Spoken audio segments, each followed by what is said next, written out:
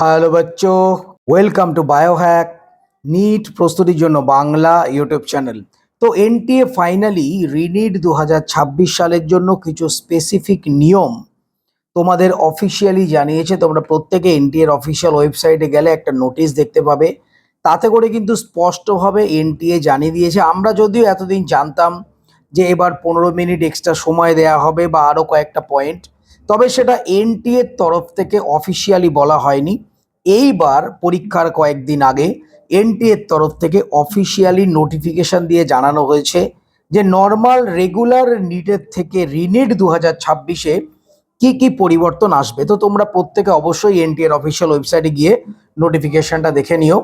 আমি নোটিফিকেশন থেকে মেন কয়েকটা গুরুত্বপূর্ণ পয়েন্ট তোমাদেরকে বুঝিয়ে বলে দিচ্ছি। তো প্রথমেই যেটা লেখা রয়েছে যে এনটিএ যেটা বলছে যে আমরা ট্রান্সপারেন্ট ভাবে এক্সাম কন্ডাক্ট করতে চাইছি, বিভিন্ন রকম মেজার নিয়েছি, যেটা প্রত্যেকবার বলে, এটা নতুন কিছু নয়।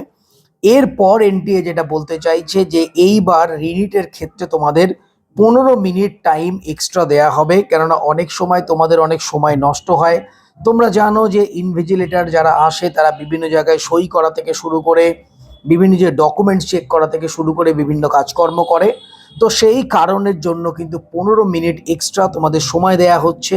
এছাড়াও তোমাদের এবার থেকে দুটোর পরিবর্তে 4টে রাফ শিট দেয়া হবে, যাতে করে তোমাদের যে ক্যালকুলেশন তোমরা করতে পারবে। এর আগের বছরগুলোতে পেছনের দিকে দুটো রাফ শিট দেয়া থাকতো, কিন্তু এইবার থেকে আমাদের যে ফার্স্ট পেজ মানে কোশ্চেন পেপারের যে ফার্স্ট পেজ, তার ঠিক নিচে দুটো ব্ল্যাঙ্ক পেপার থাকবে রাফ ইউজের জন্য, এবং লাস্টের দিকেও দুটো পেপার থাকবে রাফ ইউজের জন্য। এবং এটা সমস্ত ল্যাঙ্গুয়েজের ক্ষেত্রে প্রযোজ্য থাকবে, এবং প্রত্যেকটা কোশ্চেনের মাঝে মাঝেও কিছুটা করে গ্যাপ রাখা হবে, যাতে তোমরা কোশ্চেনের পাশেই ছোট করে রাফ ইউজ করতে পারো। তো এইটা একটা বড় পরিবর্তন রিনিটের ক্ষেত্রে এসছে। এছাড়াও এনটিএ তোমাদের বলে দিয়েছে যে তোমরা কিন্তু অবশ্যই যে অ্যাডমিট কার্ড যখন দেয়া হবে সেখানে যে ইনস্ট্রাকশন থাকবে সেটা খুব ভালো করে পড়ে নিও। হয়তো নতুন কিছু ইনস্ট্রাকশনস এনটিএ দিতে পারে। এর একটা কারণ হতে পারে যেহেতু এনটিএ পরীক্ষাটা ক্যান্সেল করে নতুন করে রি এক্সাম নিচ্ছে, হয়তো নিয়ম কারণে কিছু শিথিলতা দিলেও দিতে পারে। তো তোমরা প্রত্যেকেই অবশ্যই যখন তোমাদের অ্যাডমিট কার্ড আসবে, এলে আমি ভিডিও করে তোমাদের বলে দেবো, তখন তোমরা যে ডিটেইল ইনস্ট্রাকশন সেটা কিন্তু ভালো করে পড়ে নেবে। এই প্রসঙ্গে আরও একটা কথা তোমাদের বলি, অনেক এডুকেটার, অনেক ইউটিউবার তারা অলরেডি ভিডিও করে এটা বলছে যেহেতু রাফ ওয়ার্কের জন্য বেশি শিট দেয়া হচ্ছে, 15 মিনিট এক্সট্রা টাইম দেয়া হচ্ছে, বাট টাফ কোশ্চেন আসার একটা সম্ভাবনা আছে। দেখুন, প্রত্যেক ক্ষেত্রে আমরা দেখেছি রি এক্সাম হলে কোশ্চেন পেপার টাফ হয়, রিনিটের ক্ষেত্রেও কোশ্চেন পেপার টাফ হওয়ার একটা সম্ভাবনা আছে। টাফ মানে কোশ্চেনগুলো হয়তো একটুখানি ট্রিকি থাকতে পারে, বায়োলজিটা কিছুটা লেন্দি হতে পারে, সমস্ত কিছুই এনসিইআরটি থেকে আসবে। তো এইটা দেখো প্রত্যেকেই ধারণা করছে, যতক্ষণ না পর্যন্ত রিনিট 2026-এর কোশ্চেন পেপার হাতে না আসবে ততক্ষণ কিন্তু বলা যায় না কি ধরনের কোশ্চেন আসছে।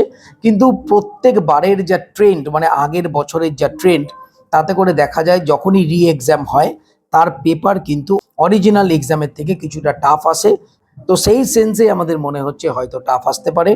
তো যাই হোক, আর মাত্র কয়েকটা দিন আছে, তোমরা প্রত্যেকে মন দিয়ে পড়াশোনা করো। নিট 2026-এ যেমন তোমরা ভালো স্কোর করেছিলে, আশা করছি রিনিট 2026-এও তোমাদের খুবই ভালো রেজাল্ট হবে। এবং তোমরা প্রত্যেকে অবশ্যই অফিসিয়াল ওয়েবসাইটে গিয়ে এনটিএর যে লেটেস্ট নোটিফিকেশন সেটা দেখে নিও। সবাই খুব ভালো থেকো, মন দিয়ে পড়াশোনা করো, চ্যানেলটা সাবস্ক্রাইব রাখো, নোটিফিকেশনটা অন রাখো নিট রিলেটেড যাবতীয় লেটেস্ট ইনফরমেশনের জন্য। টাটা।